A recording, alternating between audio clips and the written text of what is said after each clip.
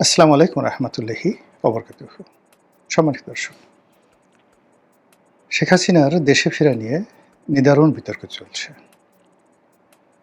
রয়টার্সের সঙ্গে একটি লিখিত সাক্ষাৎকারে তিনি জানিয়েছেন যে তিনি ২০২৬ সনের ডিসেম্বরের মাসের মধ্যে উইদিন ডিসেম্বর তিনি দেশে ফিরবেন। আর তার এই বক্তব্যের পর সারা বাংলাদেশ নড়ে চড়ে বসেছে।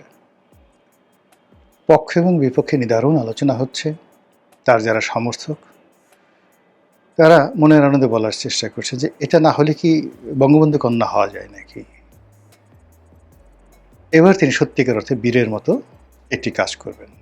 শেখ হাসিনা যে পালায় না, শেখ হাসিনা যে পালিয়ে যায়নি, একটা বিশেষ মুহূর্তে বিশেষ পরিস্থিতিতে তাকে বিদেশে চলে যেতে বাধ্য করা হয়েছিল এবং ওই মুহূর্তে ওই পরিস্থিতি তার এটা ছাড়া কোনো বিকল্প ছিল না। এই জন্য তিনি গেছেন। আবার তিনি একেবারে বিরূপ অবস্থা, তিনি জানেন দেশে গেলে তাকে জেলে যেতে হবে, দেশে গেলে তাকে ফাঁসিতে চড়তে হবে, এমনকি তিনি মবের শিকার হয়ে মারা যেতে পারেন, এমনকি তাকে মেরে ফেলা হতে পারে, আরও অনেক কিছু। তারপরেও তিনি দেশে যা আসছেন, এই যে তার যে সাহস, দুর্নিবার সাহস, এটি জন্মগত। তার বাবার এই সাহস ছিল। পাকিস্তান শাসক গোষ্ঠীর বিরুদ্ধে তিনি তার জীবনের পুরোটা জীবন সংগ্রাম করেছেন। প্রায় ১৬টি বছর তিনি মানে সেই রাজনৈতিক জীবনে 1954 থেকে যদি 70 পর্যন্ত ধরেন ১৬টি বছর তিনি শুধু জেলেই কাটিয়েছেন। তো কাজেই জেল জুলুম হুলিয়া এই রক্তের যারা বাহক, এই বংশের যারা লোকজন, তাদের কাছে এটা কোনো বিষয় না। এটা প্রমাণ করার জন্য শেখ হাসিনা তার এই বৃদ্ধ বয়সে যখন একটা মানুষ কবরে যেতে চায়, তসবি তাহলিল করতে চায়, দোয়া দরুদ পড়ে জীবন কাটাতে চায়, সে তখন সে ৮০ বছর বয়সে, তাও আবার বিধবা, তাও আবার পিতৃহীন না, মাতৃহীনা, ভাই বোন আত্মীয় স্বজন দুনিয়াতে কেউ নেই। তো সেই অবস্থাতে তিনি সারা দুনিয়ার বিরুদ্ধে একা লড়ছেন শুধু আল্লাহর প্রতি ভরসা করে। এটাই শেখ হাসিনা, এটাই বঙ্গবন্ধু কন্যা, এটাই আওয়ামী লীগের রাজনীতি, এই কথা বলছেন। আর আওয়ামী লীগের লোকজন, আরে বাবা, জয় বাংলা, জয় বঙ্গবন্ধু, ধরো মারো কাটো, খেয়ে ফেলবো। এইবার মানে তারা স্বপ্নে বিভোর যে শুধু শেখ হাসিনা আসে, আবার তারা ক্ষমতা পায়, তাহলে তারা এই বাংলাদেশে কি কি করবে মোটামুটি সব কিছু ডায়েরিতে লিখে রেখেছে যেন ভুলে না যায়। তার যারা প্রতিপক্ষ, তারা যথারীতি হুঙ্কারকে ঠাট্টা করছেন যে আরে না না, একবার হাতি যদি গর্তে পড়ে সে আর উঠতে পারে না। হাতির বাহাদুরি যতক্ষণ সে মানে গর্তের বাইরে থাকে। তো শেখ হাসিনা যে গর্তে পড়ে গেছে সেক্ষেত্রে তিনি আর উঠতে পারবেন না। আরেকজন বা আর এক পক্ষ বলার চেষ্টা করছে যে আপা এই ডিসেম্বর কেন, পারলে আজকে আসেন, আমাদের তার তর্স হচ্ছে না। আপনার জন্য জেলখানা প্রস্তুত, আপনার জন্য ফাঁসির মঞ্চ প্রস্তুত, আপনার জন্য ফাঁসির রায় রেডি করা আছে, আপনি আসবেন আর ঝুলে পড়বেন, আর আমরা আপনাকে শাস্তি দিয়ে মনের আনন্দে বগল বাজাবো। কামন কামন আপা, আসেন আসেন আসেন ম্যাডাম, আসেন জনাবা, আসেন। এরকম একটা পক্ষ বলছেন। আর এক পক্ষ বলছেন যে আসার সঙ্গে সঙ্গেই তাকে ফাঁসিতে লটকানো হবে। এই ধরনের যে হুমকি ধামকি, কথাবার্তা, পাল্টা বক্তব্য, এগুলো চলছে। তার সঙ্গে সঙ্গে আবার খুব ইন্টেলেকচুয়াল লেভেলে যারা একটু বুদ্ধিশুদ্ধি রাখেন, তারা নানা রকম বিচার এবং বিশ্লেষণ করছেন যে এখন নয় কেন। মানে তিনি সেই জুলাই মাসে না এসে, আগস্টে না এসে, সেপ্টেম্বরে না এসে, এই দীর্ঘ সময় নিয়ে তিনি কেন ডিসেম্বর মাসে আসতে চাচ্ছেন, এবং এইটা নিয়ে তারা নানা রকম কারণও খুঁজে বের করেছে। প্রথমত হলো যে আপনি যখন কাউকে ভয় দেখাবেন, ১, ২, ৩, ধরলাম, ধরো, এ সমস্ত কথাবার্তা যখন বলবেন, তখন যে অ্যাকশনগুলো হবে, যে রিয়াকশনগুলো হবে, এবং একটা সময় ভয় পেতে পেতে ভয় পেতে পেতে সে দুটো অবস্থা হবে, সে আর ভয় পাবে না। আর একটা হলো ভয় পেতে পেতে সে এতটা দুর্বল হয়ে যাবে যে যেখানে ভয়ের কারণ আছে সেখান থেকে সে মুখ ফিরিয়ে অন্যদিকে চলে যাবে। তো শেখ হাসিনা তিনি ভালো করে বুঝে গেছেন যে তার প্রতিপক্ষরা তাকে ভয় পায়, যমের মতো ভয় পায়, বাঘের মতো ভয় পায়। তিনি বুঝে গেছেন যে আদর করে, সোহাগ করে শাসন করা, এটার চাইতে ভয় দেখিয়ে শাসন করাটা সহজ, বেশি কষ্ট যায় না। যখন দেখা যাচ্ছে যে খুব সামাজিক অবস্থা নরম সরম, সেখানে সারা বাংলাদেশে শত শত হাজার হাজার মারামারি, খুনাখুনি, কাটাকাটি হতে থাকে। আর দেখা গেল যে কোনো একটা ভয়ের রাজত্বে একটা দুটো সেই গুম করা হলো, খুন করা হলো, সারা মানুষের মনে সেই শাসক দলের যারা লোকজন আছে তাদের সম্পর্কে ভীতি ছড়িয়ে পড়লো। তখন মানুষ নিজ নিজ কর্মে এত ব্যস্ত হয়ে যায় যে পারস্পরিক যে দ্বন্দ্ব সংঘাত সেটা করে যে হানাহানি, সেটার পরিমাণ কমে যায়। এবং আশ্চর্যের ব্যাপার হলো, যেমন ধরুন আপনি হিটলারের যে নাৎসি শাসন, মুসোলিনির সেই ফ্যাসিজম, ওখানে যত ক্ষয়ক্ষতি হয়েছে, খুনাখুনি হয়েছে, সেটা রাষ্ট্রীয় বাহিনীর হাতে।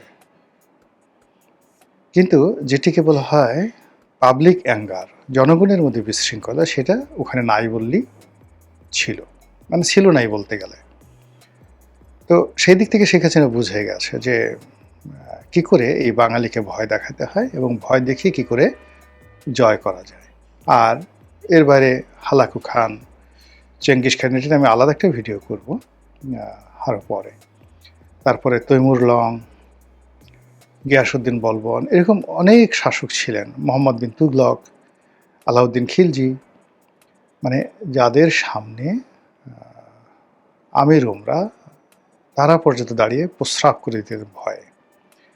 আলাউদ্দিন খিলজি বা সুলতান গিয়াসউদ্দিনের বলবনের দিল্লির রাজদরবারে তিনি ধমক দিয়েছেন বা প্রশ্ন করেছেন, সঙ্গে সঙ্গে অনেক আমির উমরা, সেনাপতি প্রস্রাব করে কাপড় চোপড় নষ্ট করে ফেলেছে। এরকম ঘটনা বহু ঘটেছে। তো বুঝেন যে কিভাবে, মানে তিনি যেখানে যেতেন সেখানে তার নিষ্ঠুরতা এমন পর্যায়ে যেত যে তার সাথে যুদ্ধ করার সাহস কেউ হতো না। তো সেই ক্ষেত্রে শেখ হাসিনা যে দৃষ্টান্ত স্থাপন করেছেন বাংলাদেশে, যে ভয়ের রাজত্ব কায়েম করেছেন বা করেছিলেন, তার প্রেক্ষিতে সবাই যেটা চিন্তা করছে যে আওয়ামী লীগ যদি বাংলাদেশে আসে, শেখ হাসিনা যদি ফিরে আসে, তাহলে পিঠের চামড়া থাকবে না, শরীরের অন্ডকোষ থাকবে না, কারো ঘরে বউ থাকবে না, কারো ঘরে কন্যা থাকবে না, কারো ব্যাংকে টাকা থাকবে না, কারো দোকানপাটে মাল সামানা থাকবে না। একেবারে গনিমতের মাল হিসেবে ধরো, মারো, কাটো, যা ইচ্ছে তাই করো, এরকম 7 দিন শেখ হাসিনা হুকুম দেবেন। তো এরকম অবস্থা যদি চলতে থাকে বা হয়, তার থেকে বাঁচার জন্য দুটো পদ্ধতি রয়েছে। একটি পদ্ধতি হলো যে সম্মিলিতভাবে শক্তি অর্জন করে ঐক্যবদ্ধ হয়ে শেখ হাসিনার আগমন, তার সন্ত্রাস, তার বাহিনীর সন্ত্রাসকে রুখে দেওয়া, যেটি চরিত্রগতভাবে বাঙালি নেই। বাঙালি সবসময় শক্তের ভক্ত, নরমের জম। তারা যখন দৌড়ায়, আপনি পিছন থেকে ধরেন ধাওয়া দিচ্ছেন, কোনো অবস্থাতে তারা পিছনে তাকায় না, তারা দেখেও না যে কে তাড়া দিল বা কে পিছনে আসে। আপনি বলছেন যে ধর, অমনি নিউ মার্কেটের সেই বা নীলক্ষেতের মোড় থেকে বা সিটি কলেজের মোড় থেকে বা শাপলা চত্বর থেকে তারা দৌড় শুরু করবে। দৌড় শুরু করে 3-4 কিলোমিটার যাওয়ার পরে তাদের তখন মনে হবে যে পিছনে তাকায় দেখিতে কেউ আসছে কিনা, তাকায় দেখা গেল কেউ আসেনি। এই হলো আমাদের দৌড়ের ইতিহাস। এরপরে আমরা যখন দৌড়াই, তখন নিচে বাঁচার জন্য আমরা যে কাজ করি, পাশের যে লোক তাকে ধাক্কা মারি। ধাক্কা মারি এই কারণে যেন সে পড়ে যায়, পড়ে যাওয়ার পর তাকে যারা তাড়াচ্ছে তারা যেন ওই যে পড়ে গেল তাকে ধরে ফেলে এবং আমাকে যেন বাঁচায়। এই জন্য আমি পাশের লোকের ধাক্কা দিই, পাশের লোকের ল্যাং মারি, সামনে যে লোকটা আছে তার কলারটা ধরে টেনে তাকে পিছনে দিয়ে আমি দৌড়ে চলে যাই। আমাদের দেশে যে সকল মিছিল হয়, রাজনৈতিক মিছিল হয়, সেই মিছিলে যে পুলিশের লাঠিচার্জ হয়, সেই লাঠিচার্জের সময় দেখবেন রাজনীতির, সেটা আওয়ামী লীগ, বিএনপি, জামাত যাদের হোক না কেন, মানে এইভাবে চেইন করে একজনের হাত ধরে রুখে দেওয়ায় না আর একসাথে পালায় না, তারা সবাই বিচ্ছিন্নভাবে পালায়। একে অপরের সাথে পাল্লা দিয়ে পালায় এবং পালানোর সময় ওই আমি যেইভাবে বললাম তাদের সহযোদ্ধাকে কাউকে ল্যাং মারে, কাউকে পিছনে ফেলে দেয়, কাউকে সামনে নিয়ে এগোয়। এরকম একটা পরিস্থিতি তারা তৈরি করে। তো সেই ক্ষেত্রে শেখ হাসিনার বিরুদ্ধে সম্মিলিতভাবে একত্র হবে, রুখে দাঁড়াবে, এটা আমাদের ডিকশনারিতে নেই। যদি এটা নতুন করে হয় সেটা আমাদের একটা নতুন অর্জন হবে। এই গেল এক। ২ নম্বর হলো যে আমরা খুবই কলহপ্রবণ একটা জাতি। ইবনে বতুতা থেকে শুরু করে ফাহিয়ান থেকে শুরু করে অন্য যে সকল বিদেশি পর্যটকরা রয়েছেন, বিশেষ করে মিনহাসুস সিরাজ, তিনি এই ভারতবর্ষের লোকজন সম্পর্কে, বাঙালিদের সম্পর্কে যে সকল কথাবার্তা বলেছেন, তার প্রথম পরিচয় হলো আমরা খুবই অস্থির চিত্ত এবং কলহপ্রবণ, সন্দেহপ্রবণ এবং সুখের সময় আমরা নষ্ট করি কলহ বিবাদ করে।